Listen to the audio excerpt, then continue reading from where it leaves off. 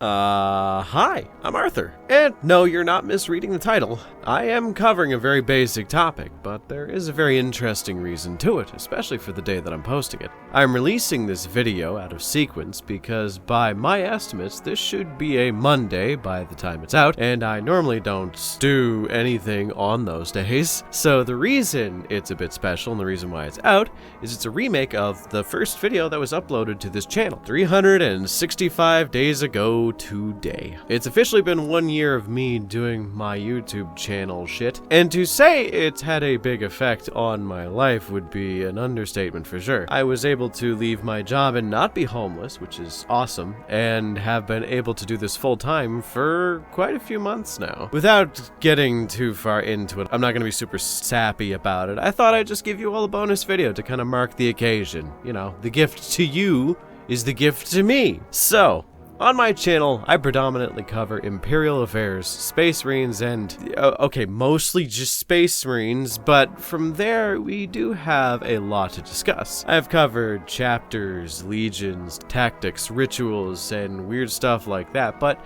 I have never truly gone into depth about what a Space Marine even is, aside from my first video, which wasn't even that good, but it was a good attempt. Okay, so, in the most reductionist point of view I could possibly provide, I'm going to say my thesis statement, which is essentially, Space Marines are hyper-augmented, non-cyborg super soldiers that, through a process of organ grafting and gene therapies, are able to become roughly 7 to 8 feet tall with the strength of a hydraulic press in each hand. They are equipped with the highest quality gear the Imperium can provide outside of the custodian guards, and are used as shock troopers to be as useful as possible. So that is basically what I'm going to be filibustering about for the next 10 to 20 minutes and try to add a bit more spice to it and make it a bit funnier. The first thing to understand about a Space Marine is that there are 19 organs that need to be implanted to make a traditional firstborn Space Marine. And I'm going to go through every last one of them, explain what their purpose is, and hopefully kind of give you guys a better understanding of what a Space Marine is. So,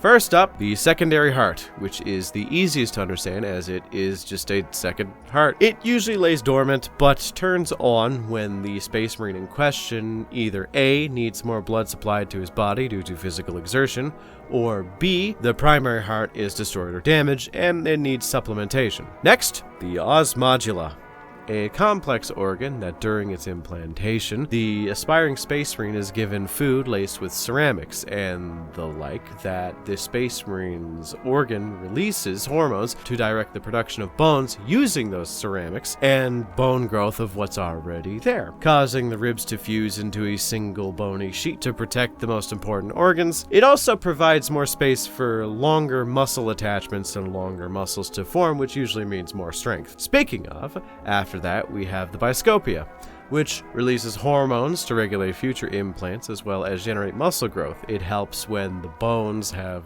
grown with it to support stronger and longer muscle skeletal attachments. Then we have the hemastamen, which increases the amount of hemoglobin in the body's bloodstream so that it can contain more oxygen, which is very important for regulating muscle growth, recovery, as well as just exertion of strength for said muscles. Then we have the Larraman's organ, which I always felt was a bit of a weird one, but it's far from the weirdest on the list. Basically, the Larraman's organ creates and regulates Larraman's cells, which operate almost identically like platelets in the blood, like forming scabs to close up holes in the body and prevent wounds from bleeding to death, but they do it better. Which I feel like in the original iteration of this, I would have just said it makes your platelets better, but I don't know, extra platelets, who would have thought? Next up is the first brain organ, which is always fun, the catalepsian node. Basically, it allows a Space Marine to not sleep for around 2 weeks straight.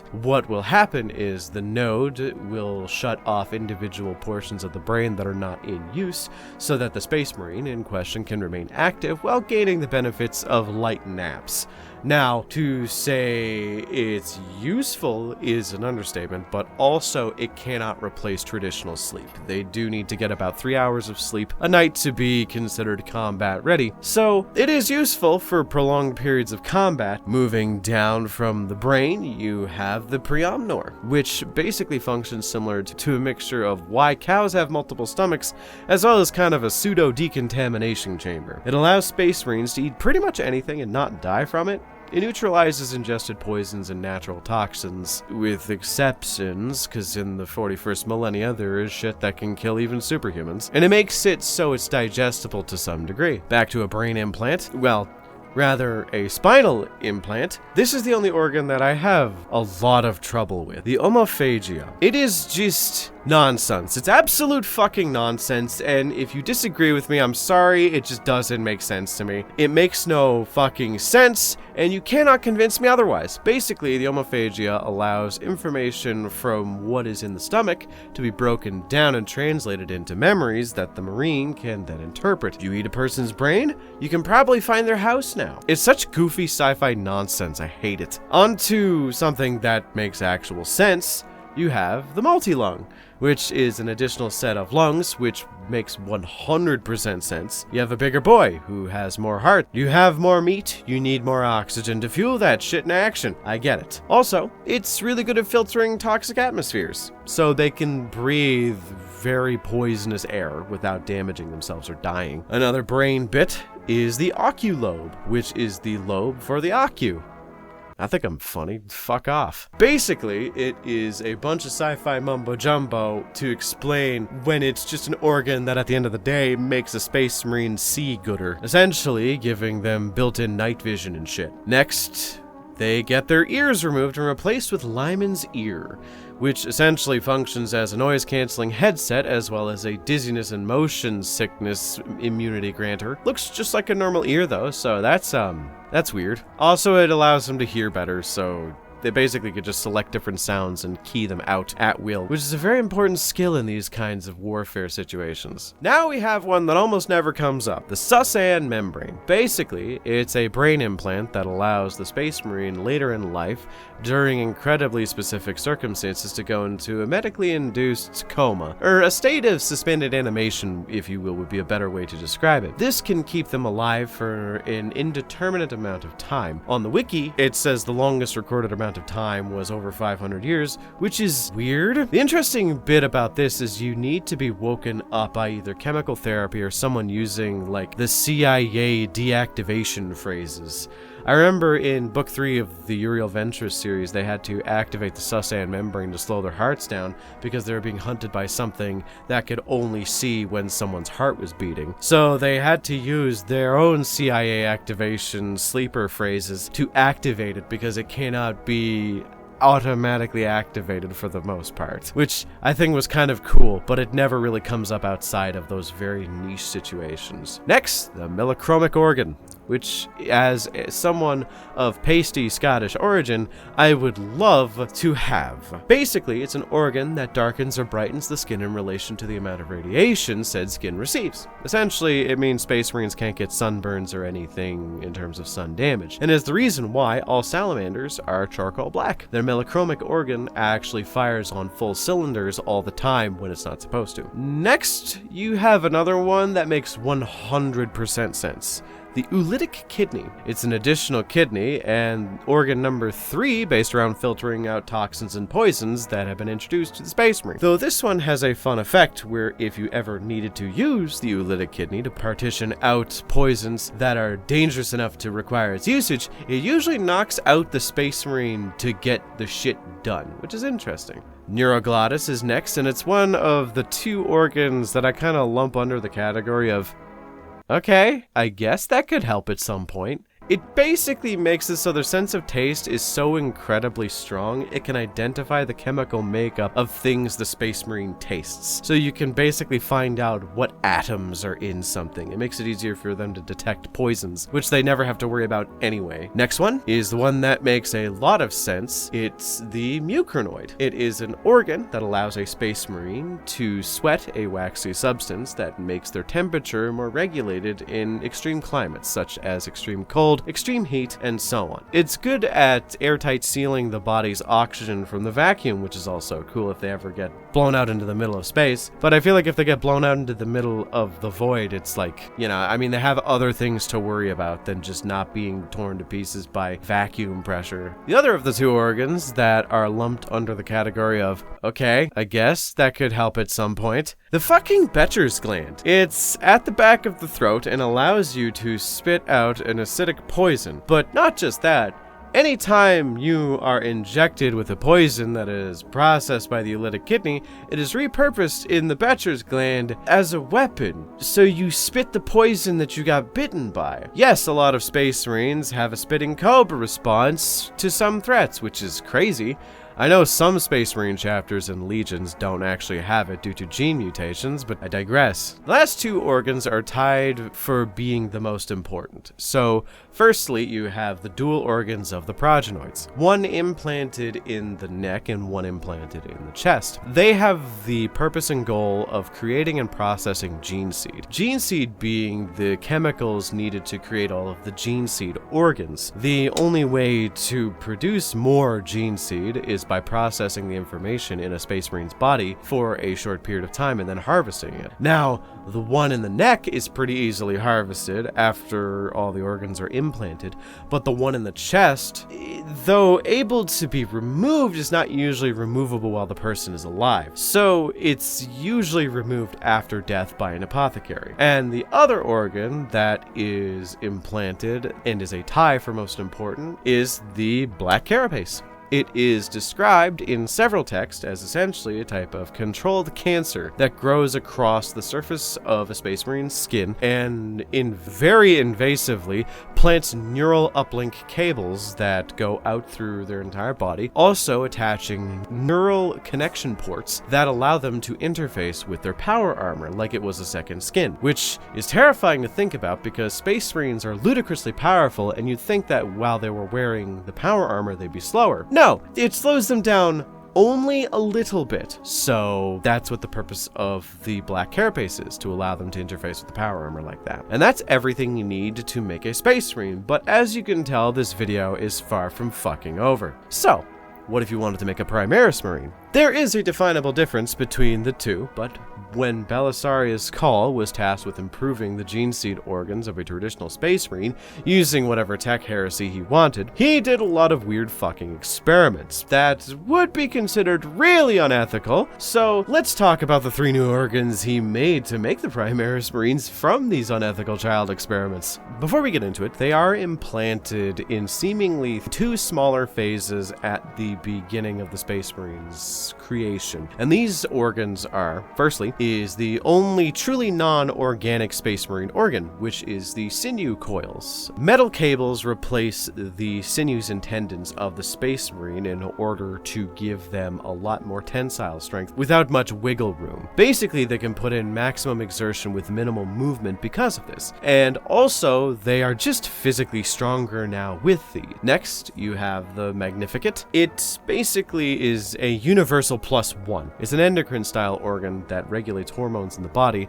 and it signals everything else in the body to essentially just work harder. It is also the reason why Primaris Marines are a bit taller, as it causes the osmodula to cause them to grow slightly taller, with their bones extending further, as well as their muscles growing longer to, accommodate. Fun fact, it is modeled after an organ that is found exclusively in the brains of Primarchs. Now, the left half of that organ was destroyed. The right half was the one that Belisarius Cawl got his hand on. So it's interesting to think about what would happen if he had both sides of it. Would you have Primarch-sized Space Marines? That'd be a bunch of wacky bullshit to deal with. And the last organ, which is needed to make a Primaris Marine, which is inserted alongside one of the prior 2 organs, is the Belisarian Furnace. Essentially, it's a pacemaker times 10. When a Space Marine is in dire need of a jolt, like their heart is going bananas or stopping, the Belisarian furnace will essentially inject a shitload of naturally produced combat stims to wake them the fuck up. It then goes dormant as it tries to build up those chemicals again.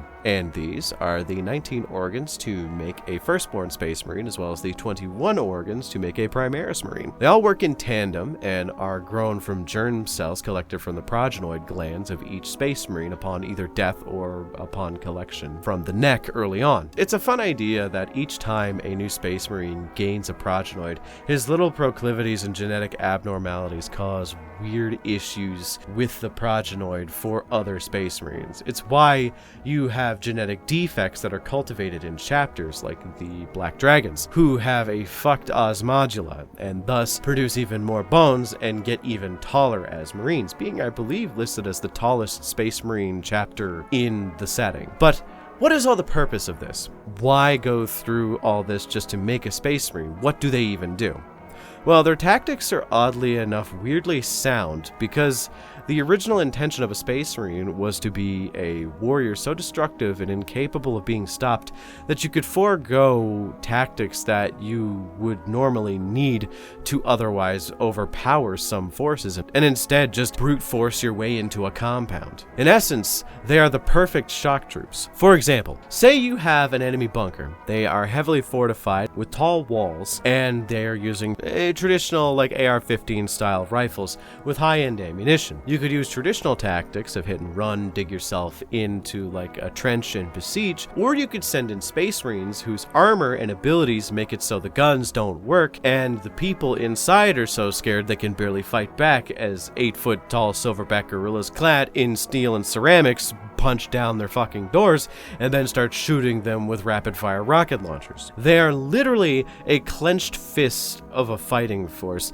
that can ignore traditional tactics because at the end of the day, they are geared to be shock and awe. Why do you think every helmet they have is styled after a skull or an angry-looking face or something intimidating like a monster? Why do you think they are drilled to be as loud as possible and even have battle cries and use as much unnecessary force? It is to be so scary that no one will be able to fight back, and even if they can, they get so intimidated that they freeze. It's stated in a few books that I've read that the worst enemy to a Space Marine is hundreds of other enemies that do not feel the fear of death or pain. It's why the best way to deal with Space Marines is to clog them up with a bunch of zealot slaves. It's why the Word Bearers are as big a threat as they are, because all it takes is a few swords in the neck and armor seals to kill a Space Marine. But outside that, if you can feel fear, you are a perfect target for a Space Marine. It's why if you look up the times Space Marines have a lot of difficulties in the past,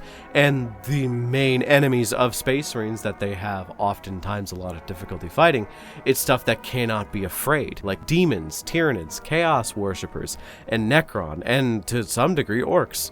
Space Marines are kind of a weird force where, due to their designed purpose and their ability to ignore standard hunker down fire from afar style combat, you have all the original 20 legions that all have their own defined tactics. Basically, they all have their own different ways of working because you have a little bit of leeway. Now, if I were to say which one is probably the best to have at your side, probably the Ultramarines or the Raven Guard. Sure, the Salamanders are great, but you're gonna be seeing some fucking war crimes to end all. With the Ultramarines, they protect civilians, they tend to minimize collateral damage, from afar no less if they couldn't help it. But with the Raven Guard, they aren't giant walking targets, because they just wear black armor and tend to prefer fighting at night. They aren't in bright colors, they tend to prefer silent shadowy tactics, and they do enjoy shooting from afar, though sometimes they do like to get up close and shove a lightning claw up someone's fucking nose. Shouts out to the Raptors, who are the only chapter that goes so far into the bit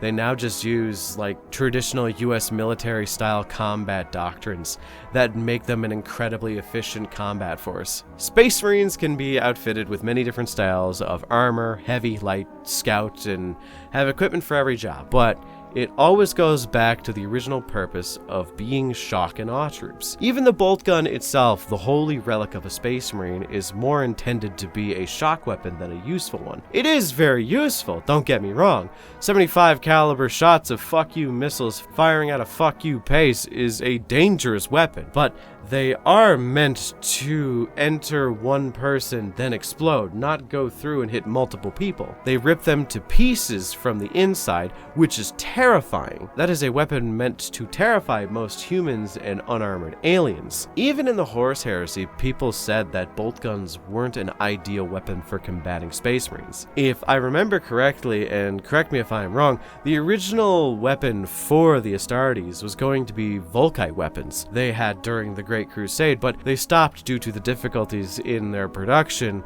which is also an interesting note, as Volkite weaponry is equally fucking brutal, exploding people and penetrating armor with ease. But in short, the Space Marine is a living terror weapon, and you can drop 100 soldiers from today and have them fight a single Space Marine, and it would probably be equal. They are an entire army of Master Chiefs, and it's one of my favorite topics in 40k, as you can tell with this channel, because I do talk about them a fucking lot. So what do you think about the production and purpose of a Space Marine? Think they are cool? Think they are generic and you like the town more? I think you're dumb for that, but okay. Let me know in the comments down below. And also, remember to like and subscribe. Special thanks to my channel members for supporting me, and if you want to support me as well as gain access to additional content, then become a channel member today. Thanks again for watching for over a year now. Until next time.